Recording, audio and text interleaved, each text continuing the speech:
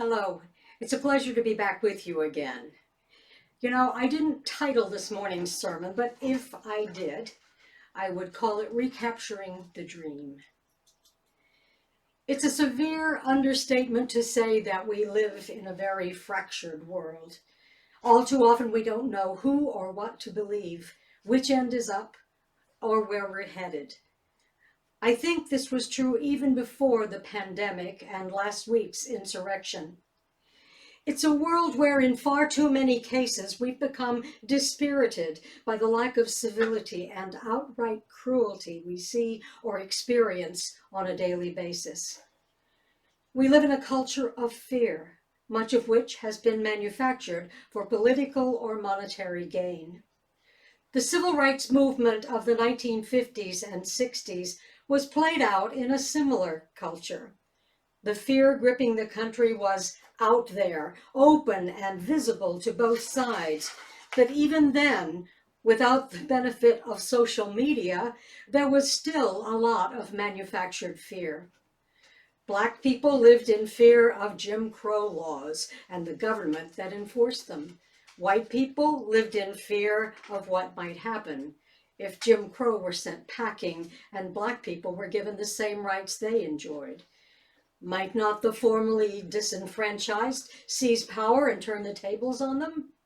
How could they possibly come to respect people they had felt all of their lives to be inferior to them?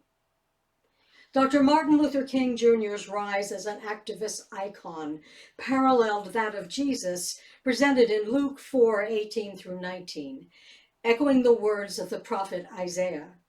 He has sent me to preach good news to the poor, to proclaim release to the prisoners, and recovery of sight to the blind, to liberate the oppressed, and to proclaim the year of the Lord's favor.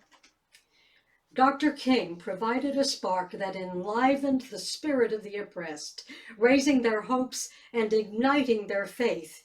Indeed, faith played a huge part in his movement.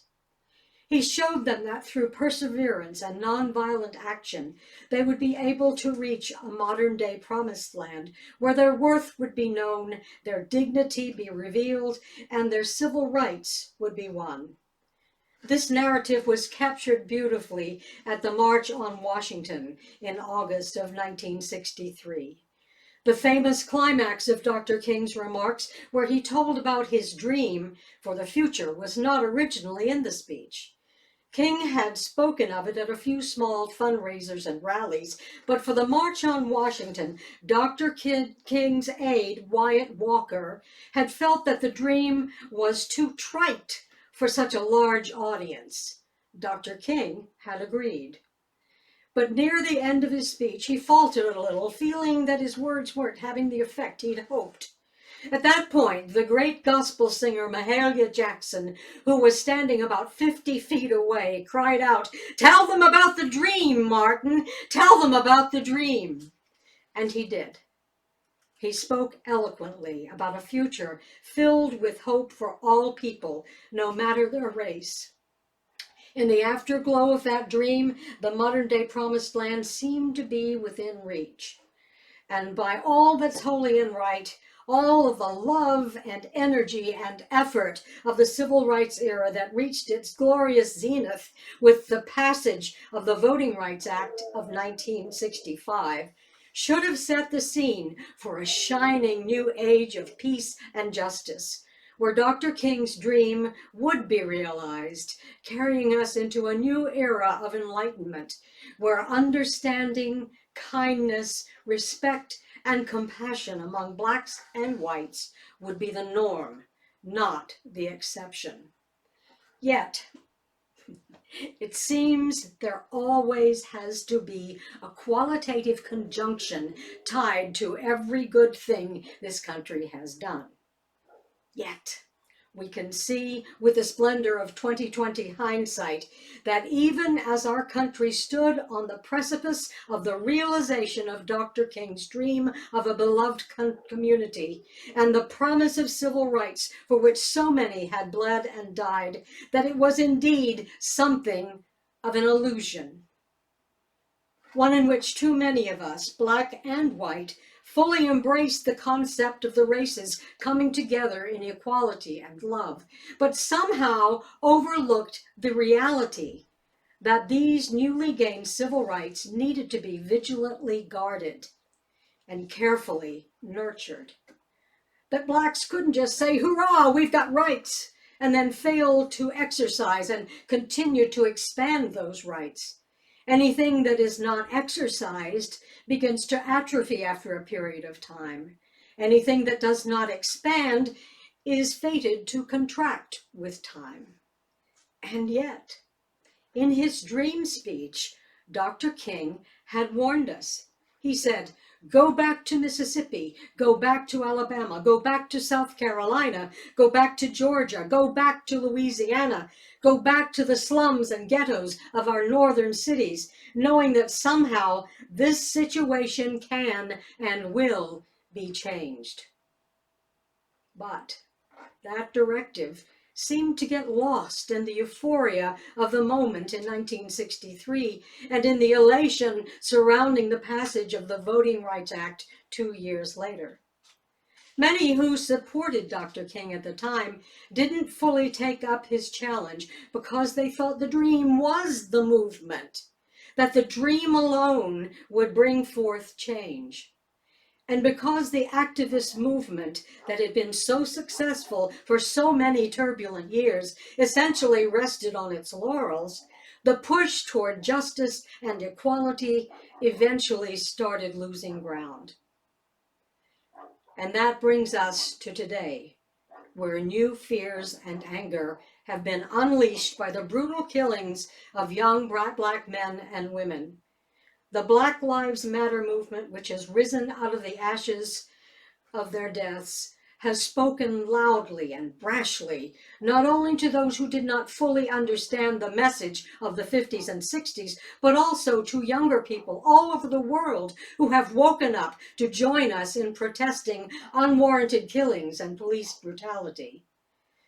The malignant existence of systematic racism is being talked about and studied and protested against, and now people who've never given it a second thought are woke. Yet, there's that word again. Yet parallel to that movement is the emboldened rise of white supremacy, which came into the public eye in full force in August of 2017. At the Unite the Right rally in Charlottesville, Virginia. Through lies and fear-mongering, and because no real action was taken against them following that rally, their numbers, their viewpoint, their fears and anger have grown, culminating in last Wednesday's attempted takeover of the United States Capitol. There was little to no police resistance, even though officials knew there would be trouble, and only 14 people were arrested on the scene. This was a stark contrast to the tactics deployed by local police during the Black Lives Matter protest this past summer, where tear gas, rubber bullets, batons, and shields were used on mostly peaceful, mostly black protesters. Looking back to 1963, we see an enormous contrast between the dignity of those protesters and the vicious, uncontrolled fury of those who stormed the Capitol. The disparity between the treatment of white insurrectionists and mostly peaceful Black Lives Matter protesters is indicative of how far we still have to go. So, where do we find solutions? When he began his activism, Dr. King was convinced that his ideas could work on an individual level, that in their personal relationships, people could begin to understand each other and to work to expose injustice, transforming people one-on-one. He soon gave up on that idea and took his nonviolent protest cue from Gandhi. Despite this, I think we need to maintain some kind of hope of creating change on a community level by meeting those who think differently from us in safe spaces to begin the process of healing through deep listening and finding common ground. And through this, we might in some small, meaningful way begin to heal the rift, at least here at home. However, with more information coming out about the storming of the Capitol, the gap seems so irreparable and so full of unchecked violence that unless we find some truly creative ways of working with each other, more uprising like those that have been called for this Sunday in the capital of every state will continue to plague us in the future all over the country. As I perceive it, one important thing that's missing from the conflict today is faith. Today's protesters are based in anger and fear, which is anathema to hope and love. How do we instill faith in people who are leaving organized religions in droves? How do we build trust when it's some religious organizations that are contributing to the hatred and distrust?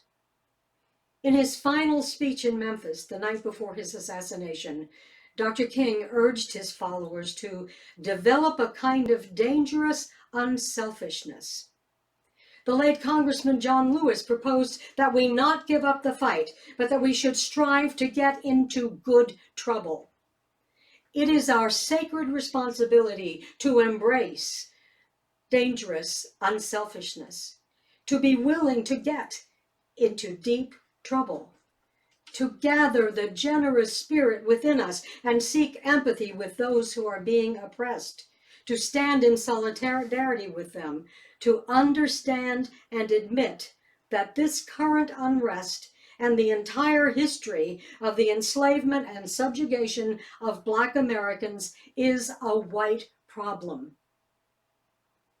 May we as individuals and as a nation never give up hope that we can finally rise above the cruelty of politics, cynicism, racism, and all of the other isms and phobias, and finally to live into the loving promise of Dr. King's prophetic dream, where all will stand as equals and freedom will ring from all quarters. May it come to pass. Amen.